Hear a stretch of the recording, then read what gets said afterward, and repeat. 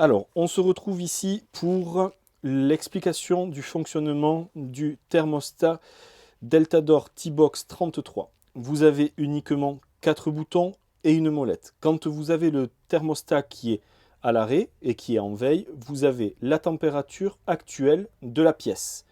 Vous avez en haut à droite un petit symbole pour allumer le thermostat. Quand on clique dessus, voilà. Vous avez plusieurs informations qui viennent à l'écran. On retrouve en haut la température qui fait actuellement dans la pièce. Vous avez le mode, il faut toujours que vous ayez le petit soleil. Si vous appuyez sur la deuxième touche, vous allez passer sur différents modes, toujours avoir le mode soleil au milieu. Et après, c'est pas compliqué, il suffit juste de tourner la molette pour avoir la température désirée. Alors moi je vais monter au-dessus de 28,4 actuellement pour justement vous montrer ce qui se passe. Vous avez un petit on qui s'affiche sur l'écran et dès que la communication s'établit, vous avez juste ici une petite LED rouge qui s'allume. Cela veut dire que vous êtes bien en demande de chauffage. Quand vous allez arriver à la température désirée, le petit on s'en va et le petit témoin rouge s'éteint.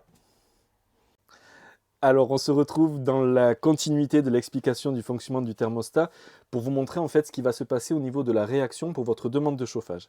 Donc là vous voyez qu'on n'est pas en demande de chauffage, donc on n'a pas le bouton on qui est allumé ici. Donc du coup on va passer la demande.